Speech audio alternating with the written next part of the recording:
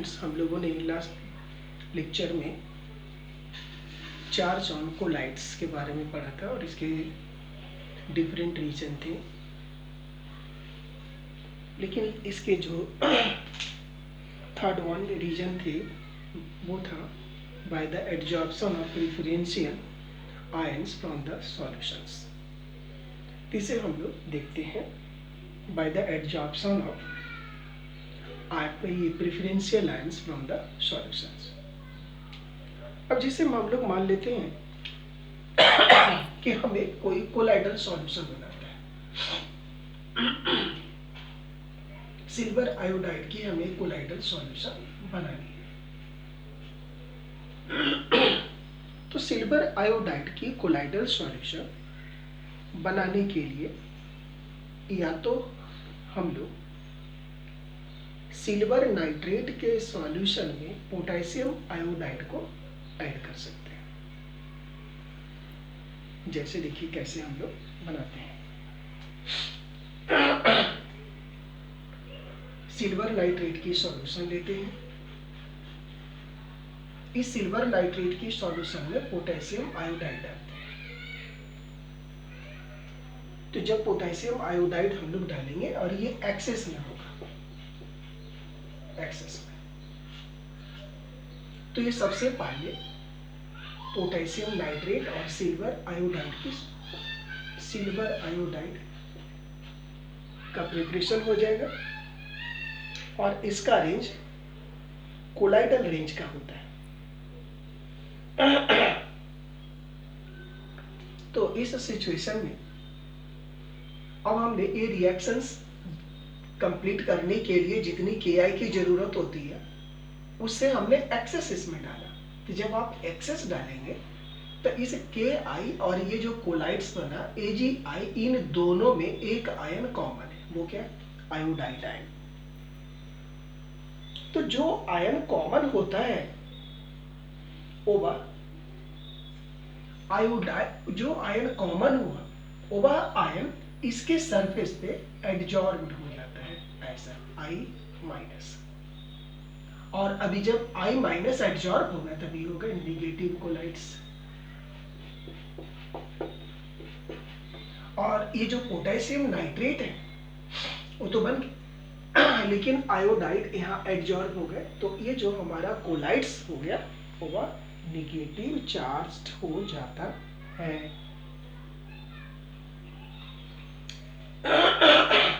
समझ में आ रही बात? अब इसके जस्ट अपोजिट हमें इसे सिल्वर आयोडाइड की कोलाइडल सॉल्यूशन बनानी है, लेकिन अब सिल्वर नाइट्रेट को KI में ऐड करते। अब यदि ये सिल्वर नाइट्रेट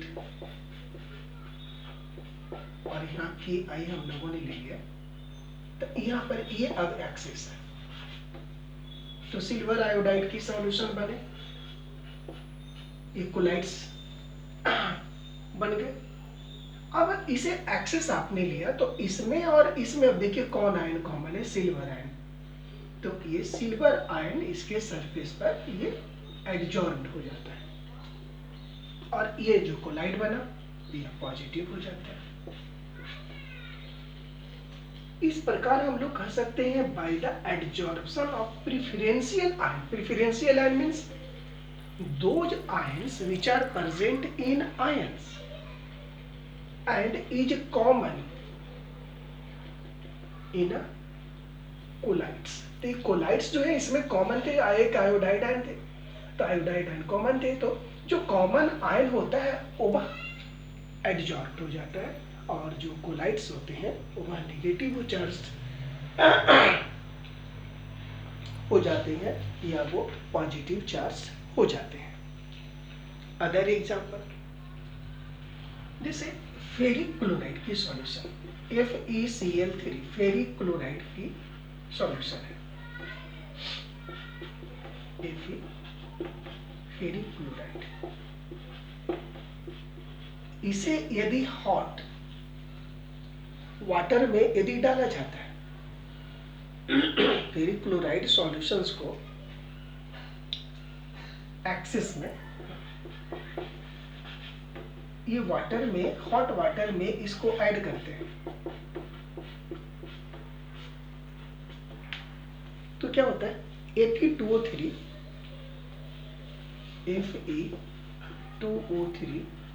XH2O की कोलाइडल सॉल्यूशन बनती, और इसमें यहाँ Fe आयन कॉमन है तो यहाँ पर Fe है, इसमें Fe3 प्लस आयन एडजॉर्ब हो जाते हैं और ये सॉल्व पॉजिटिव हो जाता है। दूसरा, जब यही FeCl3 फेरिक क्लोराइड को हम लोग सोडियम हाइड्रोक्साइड में ऐड करते हैं तो फिर से बनता है Fe2O3.H2O। अब यहाँ पर हाइड्रोक्सी लाइन यहाँ पर एडजॉर्ब हो जाता है जो कि निगेटिव है और ये कोलाइड निगेटिव हो जाता है। तो in this way we all have studied that colloidal solutions becomes either negative or positive charge by the adsorption of preferential ion from the solution। इस तरह से कोई भी जो कोलाइड्स होते हैं वो निगेटिव चार्ज रिक्वायर कर लेता है और पॉजिटिव चार्ज रिक्वायर कर लेता है। कुछ निगेटिव और पॉजिटिव चार्ज कोलाइड्स होते हैं, उससे मैं लिख देता हूँ, इसे आप याद रखेंगे। जैसे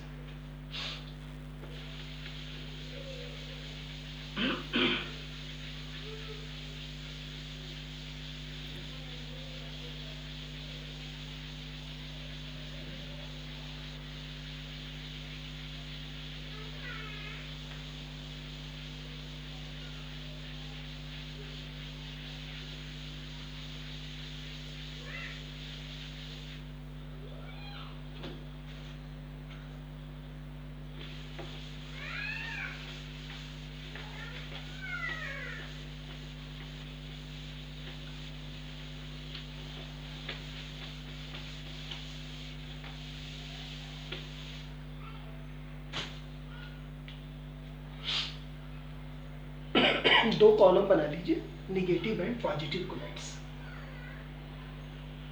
निगेटिव कोलाइड्स और एक positive collides.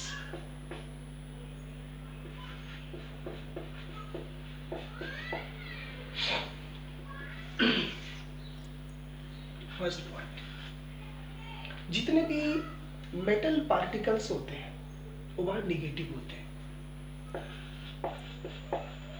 Metal particles are negative. Metal जो पार्टिकल्स होते हैं या मेटल कोलाइड्स होते हैं, जैसे कॉपर कोलाइड्स, सिल्वर का, कॉपर का, गोल्ड का, जैसे Cu, सिल्वर, गोल्ड, इन सभी के जो सॉल्व होते हैं वह निगेटिव सॉल्व होते हैं। Next, metal hydroxides, colloids of metal hydroxides are positive. Metal hydroxides, but metal hydroxides are positive, जैसे CaOH whole twice, CuOH whole twice, ये सारे मेटल हाइड्रोक्साइड्स हैं। Aluminium hydroxides, AlOH whole 3 etcetera are positive. ये सारे के सारे positive होते हैं। Next, metal sulphides, second point. Metal sulphides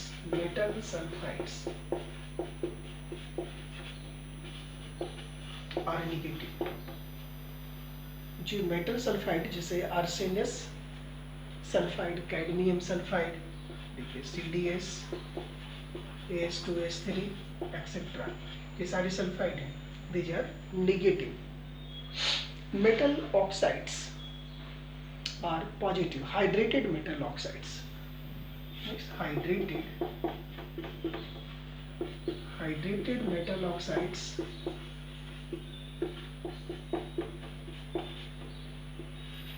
are positive. Hydrated metal oxides positive होते हैं, जैसे aluminium hydroxide, example Al2O3, XS2O, Fe2O3, XS2O. These are positive colloids. Next, third point, a starch, gum, cellulose, gelatin, clay, ठीक है, ये सारे के सारे जो होते हैं वो, चारकोल भी लिख लीजिए, charcoal,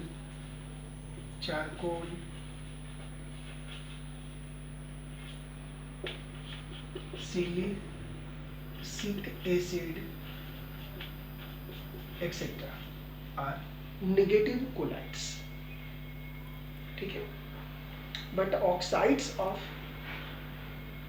thorium, oxides of THO2 is positive colloids. Next, hemoglobin is positive, blood is negative. Fourth, blood, देखिए इधर नेगेटिव और इधर positive. Haemoglobin,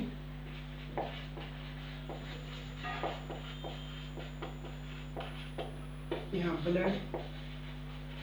blood negative, haemoglobin positive, acidic dye negative, acidic dye negative, basic dye positive. Acidic dye के example हो गए Congo red,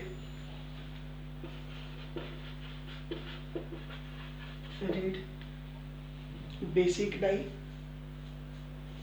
methylene blue, Prussian blue, methylene blue, Prussian blue,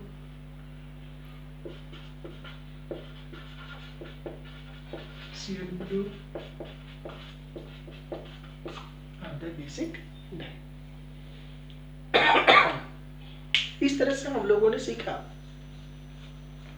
कि जो collides होते हैं वो चार्ज तो होते हैं, वो पॉजिटिव चार्ज हो सकते हैं, नेगेटिव चार्ज हो सकते हैं, लेकिन उस पर चार्ज कैसे आता है, उसके रीजन क्या है, उसके बारे में हम लोगों ने सीखा। नेक्स्ट, इस लेक्चर में हम लोगों ने चार्ज ऑन कोलाइडल पार्टिकल्स के बारे में हम लोगों ने सीखा। नेक्स्ट, अब हम लोग इसके बाद है जेटा पोटेंशियल और electrokinetic potential.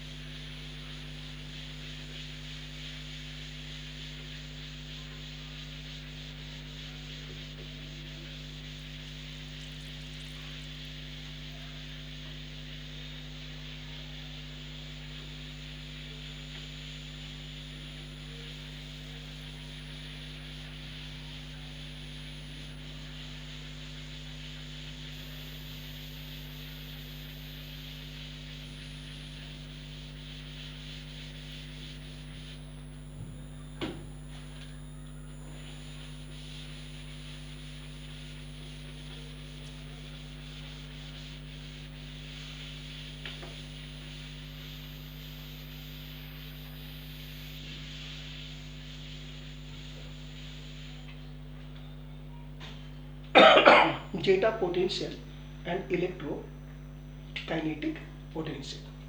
Next, zeta potential, electrokinetic और zeta potential।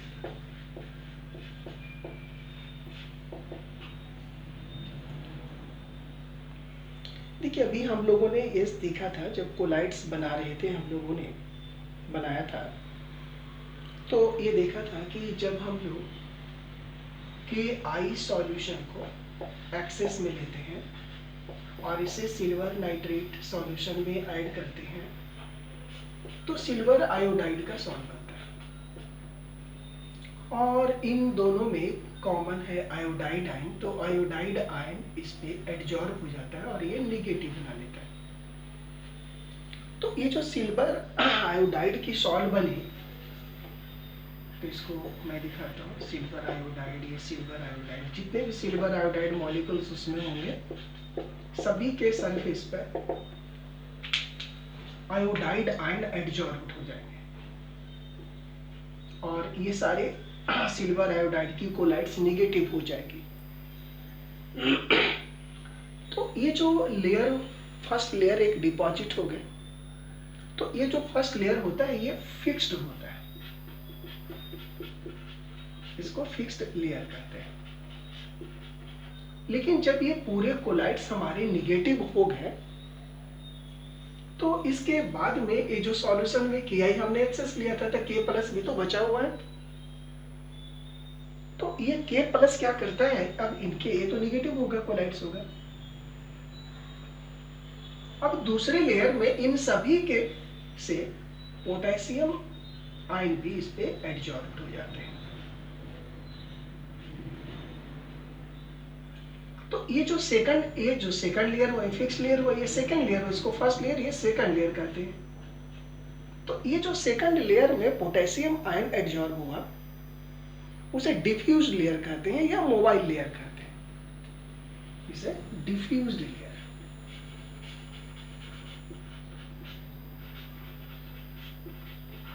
कहते हैं। तो दो लेयर का फॉर्मेशन हो जाता है, एक फिक्स लेयर और दूसरा मोबाइल लेयर और डिफ्यूज लेयर। अब इसमें डबल लेयर फॉर्मेशन हो गया अपोजिट चार्ज का। Such type of double layer यहाँ जो बन गए, that double layer is called electrical double layer, Helmholtz electrical double layer, इसको हम लोग कहते हैं।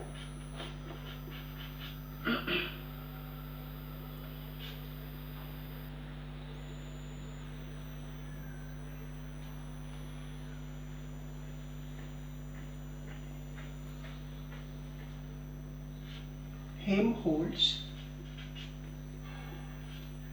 Electrical double layer.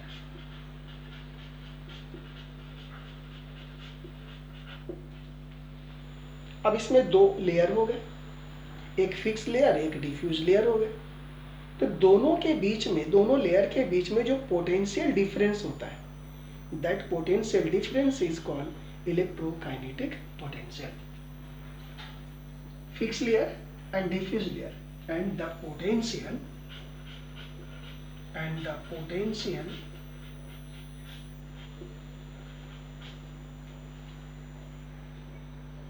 difference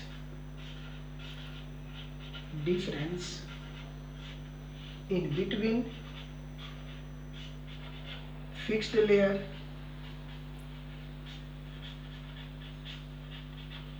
and diffused layer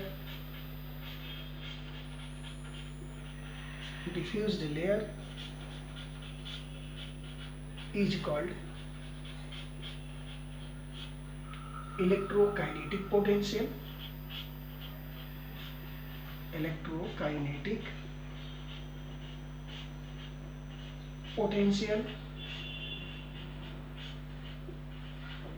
और जेटा पोटेंशियल।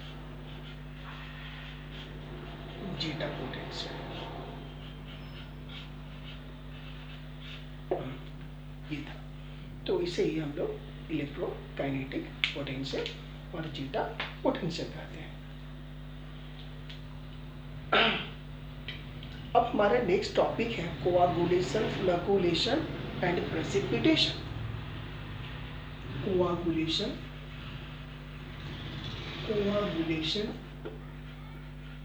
फ्लकोलेशन